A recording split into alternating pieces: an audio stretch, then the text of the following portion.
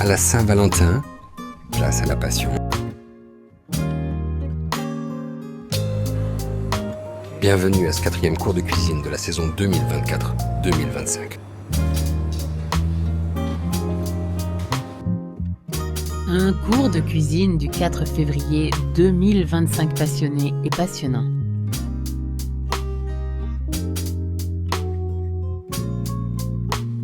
Un menu tout simplement choisi avec amour. Ceviche de Saint-Jacques à la passion. Canon d'agneau en croûte à la provençale. Verrine à l'orange et sablé breton. Pour la Saint-Valentin, des vins sublimes choisis avec amour. Donc on commence par la recette du ceviche de Saint-Jacques. Pourquoi ceviche? On pourrait dire carpaccio de Saint-Jacques. Parce que ceviche, c'est coupé plus épais. Et en l'occurrence, pour la Saint-Jacques, c'est encore mieux de couper. Là, vous avez vu, on a coupé finement, mais quand même assez... Il y a un peu d'épaisseur quand même, parce que la Saint-Jacques, c'est bien quand on garde un peu la saveur trop fin. On n'a que le goût de la marinade. Et c'est un peu dommage, on va dire. Donc il faut garder un peu le goût de la Saint-Jacques tout de même. Voilà. Donc, Saint-Jacques. Donc ça fait quoi, un demi-centimètre à peu près? Non, pas un demi, mais 3 mm, entre 2,5 et 3, ouais. Même, ouais, 3 par personne, c'est bien. Voilà, pour une entrée. Vous pouvez prendre fraîche, c'est toujours mieux. Une Saint-Jacques décongelée, pas de problème non plus. Seulement, il faut le faire ça correctement, c'est-à-dire vous les sortez du congélateur au frigo, vous laissez égoutter, vous les séchez bien avant, et après vous les coupez seulement. Elle tire forcément un peu plus d'eau quand c'est décongelé que quand c'est frais. J'avais entendu qu'on pouvait, quand c'était congelé, on peut mieux les couper. Oui, moi aussi. Ben, alors, congelé, Congelé. voilà, il faut que ce soit ferme encore, voilà. Mais là, je pense pas que vous avez de difficulté, c'est bien coupé hein, même, parce que la Saint-Jacques est quand même assez ferme malgré tout, même quand elle est fraîche, je veux dire, ça part pas en filament normalement. Donc ça va, mais effectivement, légèrement dur encore, ça va plutôt pas mal. Après, on peut le faire à la trancheuse aussi, mais là, attention les doigts. Donc voilà, donc Saint-Jacques, on coupe finement. Alors, possibilité de faire sur assiette comme nous directement. Et il faut la place un petit peu au frigo quand même, on va dire. Ou alors un beau plateau que vous remplissez et vous posez au milieu de la table. C'est une solution aussi. C'est ce que je fais lors de buffet, ça fonctionne très bien aussi. Pour la marinade, comme j'ai dit, vous oubliez ce que j'ai écrit. On a fait d'une manière un peu plus simple. Donc, citron vert, zeste, citron jaune, zeste, qu'on a d'abord lavé, récupéré. On a pressé les deux citrons, jaune, vert. On a mis dedans la passion, qu'on a coupé en deux, on a récupéré. Puis, comme je vous l'ai dit, là, on a quelque chose de hyper acide forcément parce qu'on n'a que du jus. Donc, j'ai délayé avec de l'huile d'olive, jusqu'à obtention de quelque chose avec une pointe d'acidité, mais plaisant au palais.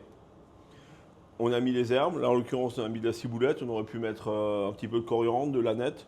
Ça, c'est un petit peu libre à court. Alors, coriandre, c'est un peu plus fort, donc il ne faut pas y aller trop fort. L'aneth, moi, j'aime bien, mais tout le monde n'apprécie pas. Donc, la ciboulette, c'est plus neutre. Voilà. Sel, poivre, léger, mais quand même un petit peu, parce que c'est ce qui va faire l'assaisonnement du plat également.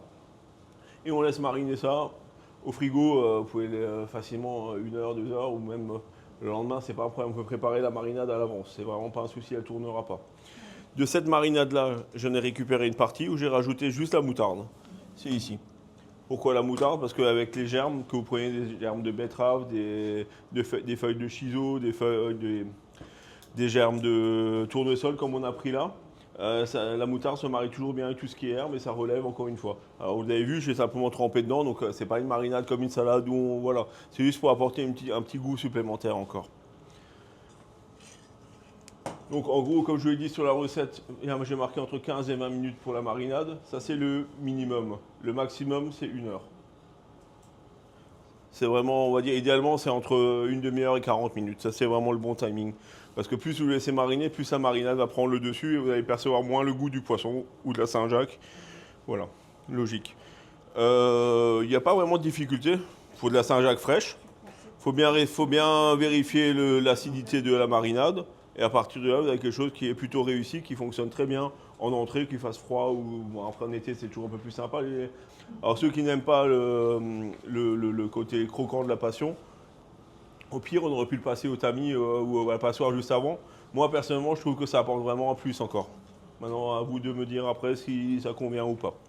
Pour le plat, donc là, le canon d'agneau. Donc le canon d'agneau, je vais placer le filet. Donc c'est le carré d'agneau qu'on a désossé, on a récupéré le filet.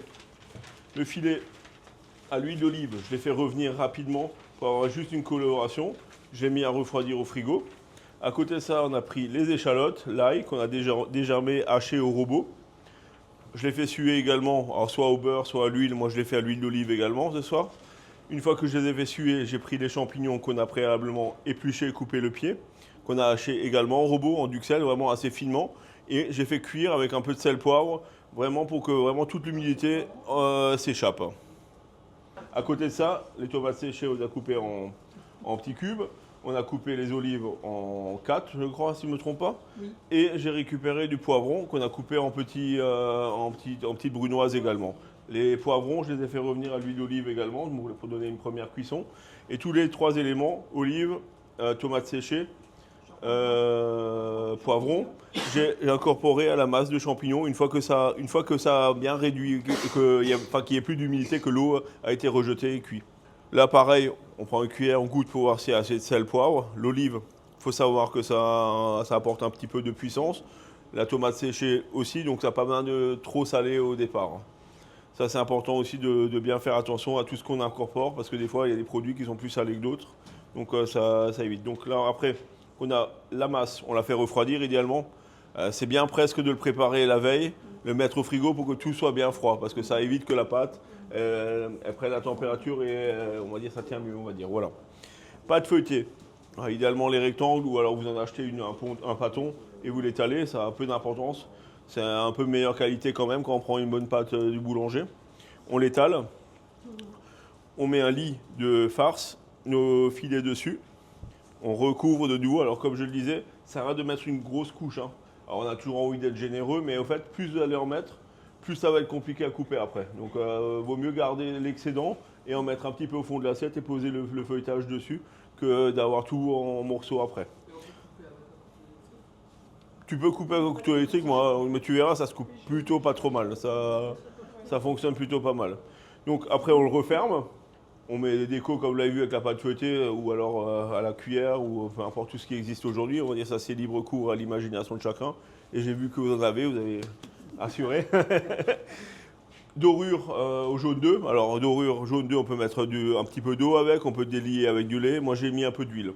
L'huile, quand on a une cuisson rapide comme ça, parce que c'est pas très long, il faut 20 minutes à peu près parce qu'il ne faut pas trop cuire le filet d'agneau non plus, il faut juste qu'il soit rosé mais pas non plus rouge.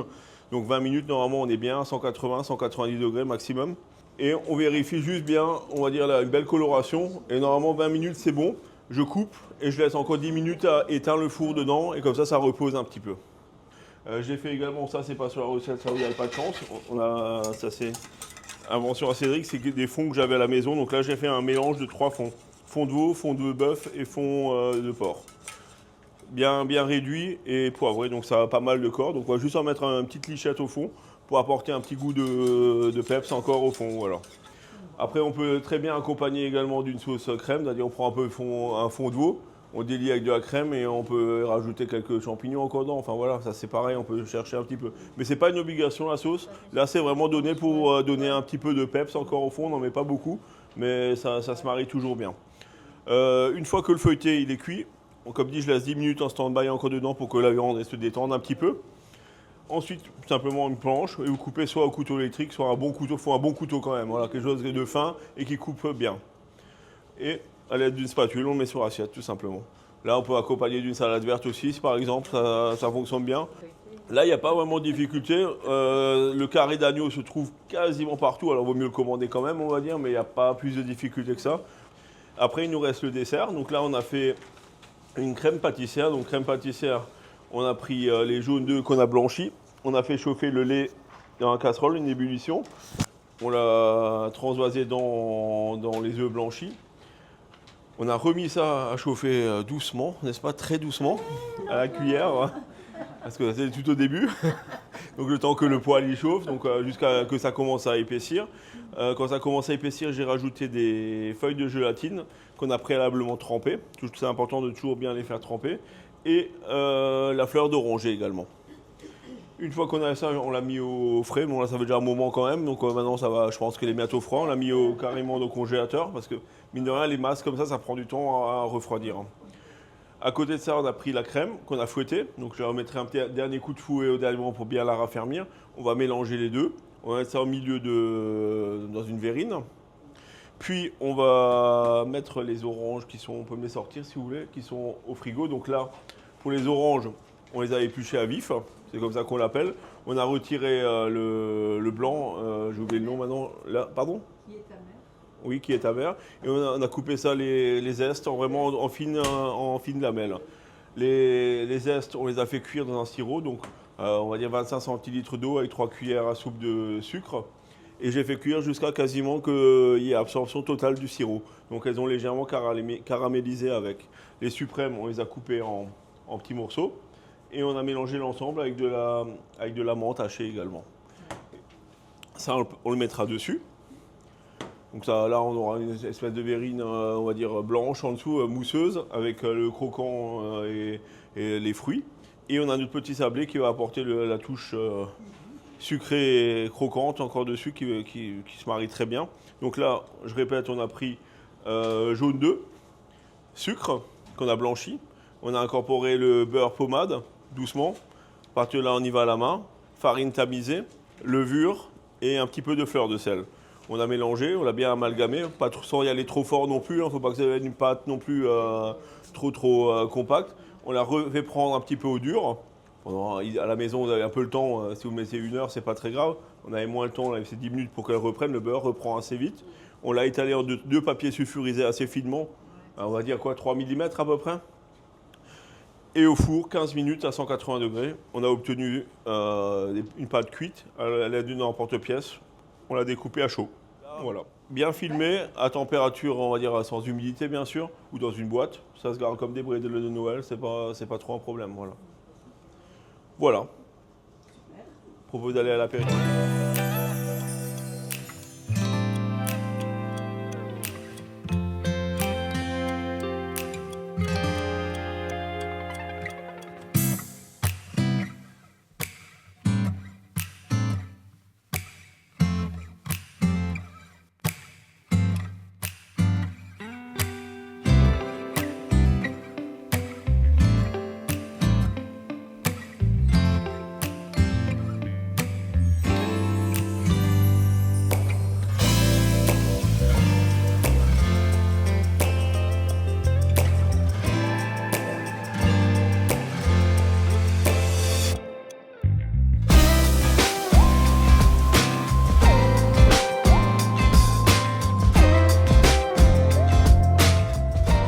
Nous vous souhaitons une bonne dégustation.